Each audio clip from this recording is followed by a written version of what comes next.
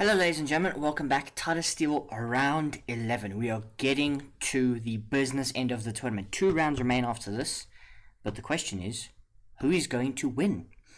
Nodirbek Abdusattorov leads the field, but does he still have the sole lead after today's round? We begin with one of his challengers, one of the people trying to catch him, and then it is his countryman and candidate, Javokhir Sindarov, who's playing Arjun Erigaisi. Arjun opens with d4, we get d5, and what we get is a Queen's Gambit declined, and this variation with the 3 knights.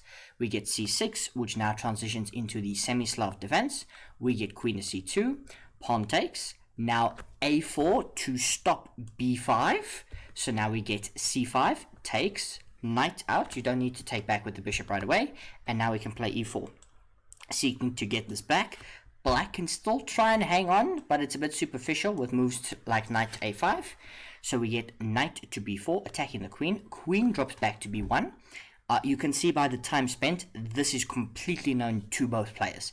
They know exactly what is going on. So we get bishop takes on c5, now bishop takes on c4, and now e5. Almost completely symmetrical position. Pawn structure, where the kings are, the difference is that this knight is not back there. And the queen, for some reason, is instead of on d1, is on b1. Those are the 2 differences. So we get short castles. Now bishop to g5, pins the knight. We play h6. What are you going to do? You're going to drop back? Okay, drop back. But what about now queen e7? Now h3. Now bishop e6. Do we want to trade bishops? Knight takes e5. Nice little move. If you take my bishop, I will take back with my knight. It seems like Erigaisi just won a pawn. But no, rook a8, it's not that simple. I don't have to take a bishop. I can continue developing. And your queen is offside. This rook is not in the game. And this knight is putting some meaningful pressure. At some point, it could just trap your rook. So we get bishop takes, queen now getting out of this useful pin, attacking the knight. So what are you going to do? We get knight back to f3, and now rook to d3. Sindarov taking the initiative. He's spent time to get to this point. He's completely equalized the position, and I would argue from a practical sense he's actually better. He's got pressure on this. He's got the knight, the bishop here, the knight here, the queen here. He's about to get the second rook in the game. White's development just seems to be a little bit behind. So we get e5, getting the pawn kind of out of the way. Now knight to h5, knight comes into e4, it hits the bishop. It also is threatening to, go to some key squares. So what do? We simply play b6. You can have the bishop, and you can damage my structure and split the pawns. But that knight is worth more than that bishop. So we play rook to a3, looking to trade and potentially damage the structure with takes, but it would remove the knight. So we get a queen to d5, keeping the tension. Now trade, knight takes. We don't want to trade queens. Knight comes out to c3, I play queen to c4. Now rook to d1, I take back. Because if you take my knight, I take your bishop. So we get takes. Now queen to f5. Knight comes in. I'm just threatening, to borderline checkmate you. So what are you going to do? Well, we play knight to e4. Okay, what about check? King f1, that's fine. I'll just come here. Knight to d4. What are you going to do about it? Queen g4. Okay, I'll play queen e7. Takes, pawn takes. Secures the knight. Now knight to e1. I get out the way. Knight, queen b7. Queen e4, looking for a trade. I give you check, and I pick up this pawn. And now it is Sindarov who is up a pawn. Remember a long time ago Arjun was up a pawn? But then Sindarov took back, and now Sindarov is up a pawn. And he's up onto 27 minutes. Now they've still got 8 moves to make until time control, so there should be no problems. Queen to d5, queen to a5, rook d1. The beginning of the end for Arjun Erigaisi. Queen c7, rook e1, rook d8. Hits the queen to c4. Now rook e8, putting pressure. You play f4, big commitment. I can play g5. Rook to d1, rook to d8, rook to c1. How can you continue to do this? The eval bar just continues to plummet in black's favor. Knight to e6, and now f5. It's not the first mistake that gets you. It wasn't the first couple of inaccuracies. It was this one. The only move that you can hope to go for here is something like knight to g4. That seems to be the only continuation. You could, of course, try to play b4 and go for tactics and have accepted rook d2 and now queen c3 and this variation with rook d1 check, forcing the rooks off the board. But there was also knight to g4. And what you would have had is queen takes f4. Now queen takes f4. Pawn takes f4. Was it pawn takes or knight takes f4? Yeah, G takes f4 keeps the advantage slightly for black, and then something like rook a1. And this would have maybe been the way to hold. f5 is just wrong. Now my knight gets into f4. You can play knight to g4 now, but it's too late. h5, check, I come up. You can go back, I'll just go here. Slight inaccuracy, but it's fine, it's good enough. Everything now is winning for Javokhir Sindarov as he now marches down Arjun Erigaisi. He trades queens when it is beneficial for him. He picks up a pawn which was wrong. Here, move 51, rook takes g2, slight inaccuracy. The cleanest win is knight takes g2. Subtle difference. Rook takes g2, but again, the only move you have to hope for here is h4 to defend the knight. Instead, we play rook e4, hoping for stuff. But I take the knight, you take here, and I bring the king. And there's nothing you can do. This is a completely winning rook endgame. And what I will do is I will distract you. I'm up several pawns now. I'm up 2 pawns. And you can't trade rooks. It's a losing endgame. And so after king e4, Arjun Erigaisi resigned. But as I said, Nodirbek Abdusattorov was the leader. So what happened in his game? Otherwise, if he loses, the leader will be Sindarov. If he draws, they co-lead. If he wins, he keeps the lead. I hope that is self-explanatory. We get what is an English adjacent with like a symmetrical kind of opening. Symmetry is very hard in chess because it's so equal. And more often than not, players want to break the symmetry. But for a long time, honestly, I'm just going to keep pressing the forward arrow because not much happened. We traded some pieces. We traded a lot of pieces. We traded into this endgame. The imbalance is that black has got 2 bishops, if you really want to be technical. White has got the open c file, you've got the open d file, and I've got 2 knights. Which, while there's play on both sides of the board, might be beneficial to the guy with 2 bishops. But if we liquidate all these 4 pawns, it'll be beneficial maybe for my knights. They've got, some good squares. So knight to e5, we trade off a set of bishops. Now, effectively, we've got bishop versus knight as the only imbalance. Pawn structure is exactly the same, or pawn balance.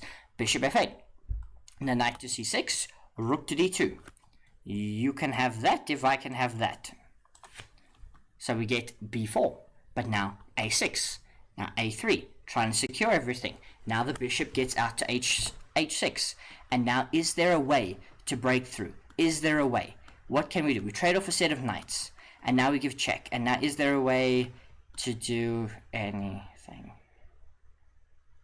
No, now you just repeat moves and make a draw. One final game. For some of you, this might have been the game you were watching. Hans Niemann. He has just put his name in contention, potentially. He has always been in the chasing pack. And he has been one of the guys we've kind of looked at where he had a very good start to the tournament. Played a beautiful game. Got a nice easy victory. Got this structure, which just looks dreadful. For both sides. Like black has got maybe a slight advantage. Like you could argue this is weak because you can't push it forward. But with what dark squared bishop are you going to target this? You have to get a knight to target it, and that's impossible. Because kind of the squares you would target it from are almost impossible to get to. You've got to go like here, and at which point I might just take. So the advantage is definitely for black to push. But what Hans does in this game is truly magnificent. So we get a4 from tie-dye. Queen e8, b3, knight to h5, rook to e1, and now knight to f4. Just put the knight where it belongs. Queen d2, I go back.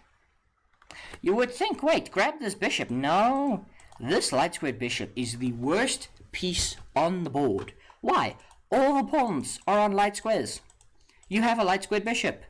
Now, you and I, when we were 600 or lower, we think, oh, but I want a light squared bishop. It's going to defend all my pawns. No, it's got no mobility. It has to get outside of the pawn structure. It's not doing anything. It's a stoner. We get now the knight maneuvers, now queen to d8. Bishop to h5. If I could trade this bishop for this knight, I do it in a heartbeat. But now I play queen h4. Now it's not so simple. Because if you take this knight, if you play bishop takes, which is what gets played, we get f takes. And in a rare turn of circumstances, I have created some open lines towards your king. And my bishop is much more powerful than yours ever was. And what's mentioned is rook is always just here. It can, we could double and swing across quite comfortably. It just seems like Hans has an easy initiative. So we play rook f1. Now g5. Now, look at this. Go for the big pawn break, b4. But I ignore you, f6. Because if you take, you fix my pawn structure. Somehow. You're going to fix my pawn structure. So a5. Nah, I don't care. Rook a f8. You can take this. But you kill your own pawn ability. You can take it. 100% you can take it. Which is what Tata does. But now, Hans takes, which is slightly inaccurate, but f3 gets played. You might think, wait, but take this back. Because you're going to threaten this. No. g4 now.